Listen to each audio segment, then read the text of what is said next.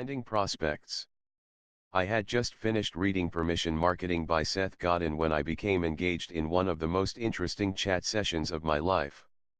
A random kid from California instant messaged me to say hello. In much the same way as other marketers do, he scouted the web to find his ideal client. This guy searched through Yahoo profiles and found that on my profile I wrote that I collected baseball cards. He wanted to know if Barry Bonds was my favorite player. He told me he had over 16,000 Barry Bonds cards. I told him that I had an autographed serial numbered Barry Bonds rookie, but baseball cards did not mean much to me anymore. I asked if he did business over the internet. He, of course, said no. It was clear to me why. He had no way to display any of his cards, and he was using spam to contact people. I asked him if he wanted to have a website on which to sell his cards. He told me he couldn't afford it. He said that it was too expensive. But, I thought, what is a fair price for limitless distribution? Baseball cards, like many collectible commodities, usually drop in value rather sharply once a player retires or that collectible goes out of fashion. Not only does the price drop, but demand plummets. It's a logarithmic loss of value. I have picked up Robin Yount and Dave Winfield rookies for $5 and $8 each. Both cards went for $100 or more in their heyday. This kid wanted to buy my autographed Barry Bonds rookie card to add to his 16,000 Bonds cards. Even though he'll never sell them, he thought he was doing business. I sold baseball cards back in high school, and I knew how to do it well.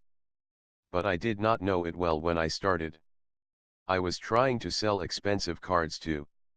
Chapter 1. With search you do not hunt for your customers.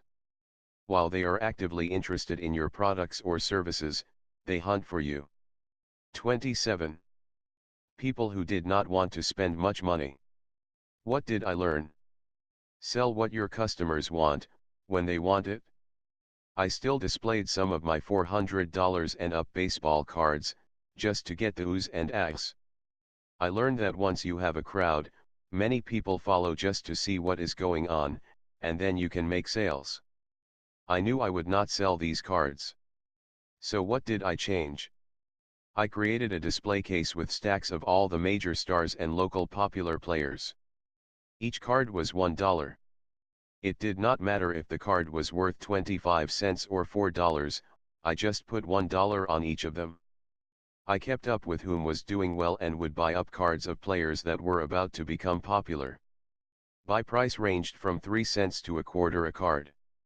Most of the cards I bought were considered junk by the sellers, yet I resold most within a month or two.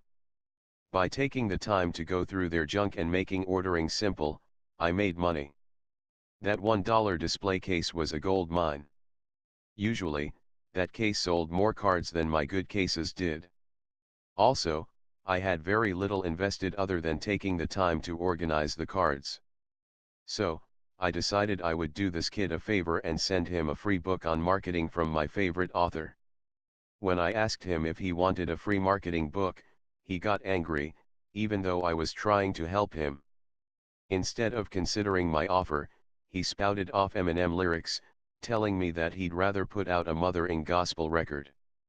All of his frustration, all of his anger, and all of his wasted time were unnecessary. That is why search is powerful. You do not hunt for your customers, they hunt for you. You pick the keywords, and the customer picks you. You not only sell what your customers want, but you also sell it while they are actively looking for it. The $1 baseball card case is a good analogy for effective search engine optimization. Imagine the cards in that case as being web pages. It is great to rank well for a term like SEO, but by ranking well for various small volume searches you may be able to make far more money in the long run. Longer search phrases have more implied intent, thus are far more targeted, and convert at a higher rate.